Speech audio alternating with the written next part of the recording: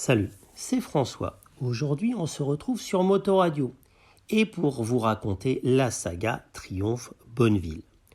Tout commence en 1956. Le pilote Johnny Allen bat le record de vitesse en réussissant à atteindre la vitesse folle de 342 km/h aux commandes d'une moto qui, si elle avait été spécialement conçue et préparée dans cet objectif, n'utilisait pourtant qu'une mécanique de 650 cm3 empruntée à une Triumph Tiger 110.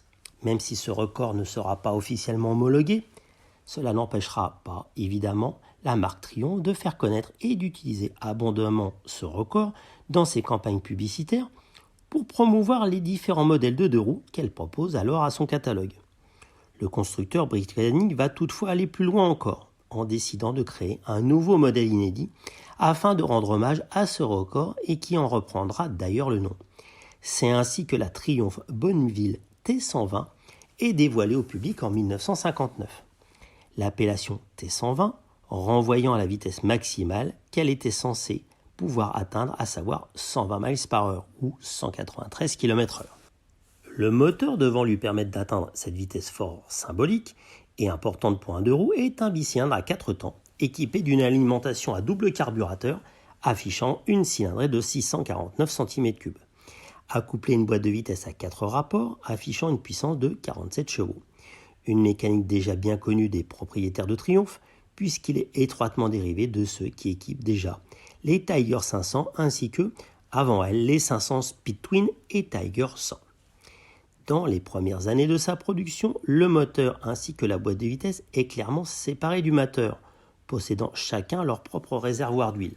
Toutefois, en 1963, Triumph décide d'abandonner ce type de transmission au profit d'une boîte de vitesse intégrée, où celle-ci et le moteur partagent un seul et même carter. Plus moderne, elle contribue à offrir une meilleure rigidité à la moto, rendre le boîtier de la chaîne plus léger et plus compact, et ainsi d'aligner le moteur et la transmission d'une manière beaucoup plus précise au sein du cadre de la moto.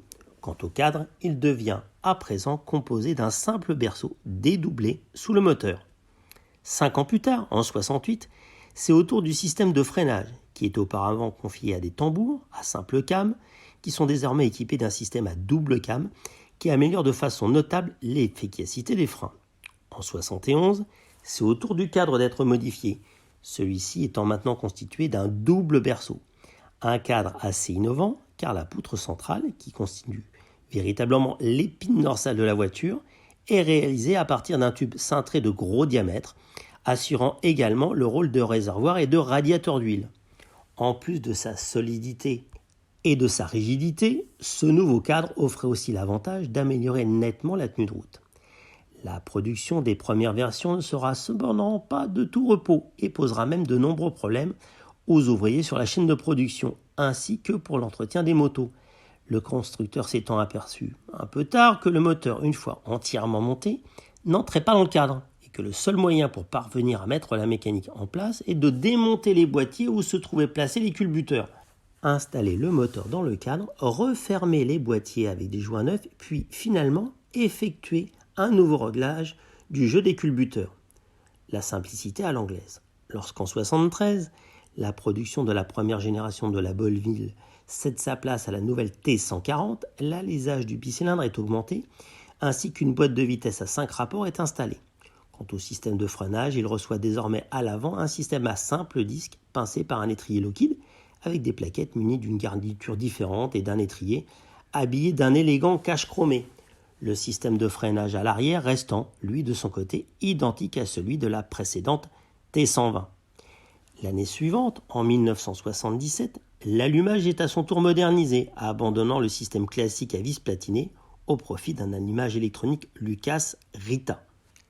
Parmi les options proposées par le constructeur pour modifier l'aspect esthétique de la moto, figurait le remplacement des roues à rayons d'origine par le montage de roues Lester en alliage léger à bâton, produit aux USA. Cette option restera toutefois peu prisée.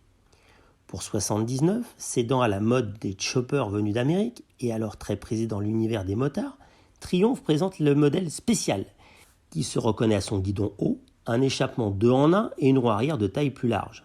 Une version légèrement moins puissante de la spéciale sera commercialisée la même année sous l'appellation de Tiger. Sur le plan mécanique, elle se différencie des autres Bonneville par son alimentation à simple carburateur, plus facile à régler, la suppression du second carburateur éliminant ainsi le problème de la synchronisation de ces mêmes carburateurs. En juillet 1973, lors de la création du groupe NVT pour Norton Wheelers Triumph, la direction décide de recentrer la production au sein de l'usine BSA de Small Heath. Pour Triumph, ce ne sera toutefois qu'un sursis, car la firme continue à subir des pertes financières de plus en plus importantes et à voir sa production chuter. L'usine de Myriden ferme finalement ses portes en 1980.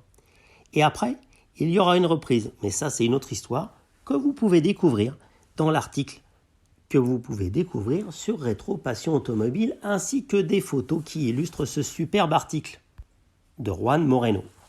Et bien sûr, profitez-en pour vous abonner au podcast de Rétro Passion Automobile sur Google Podcast, Apple Podcast, Deezer, Spotify ou Amazon Music.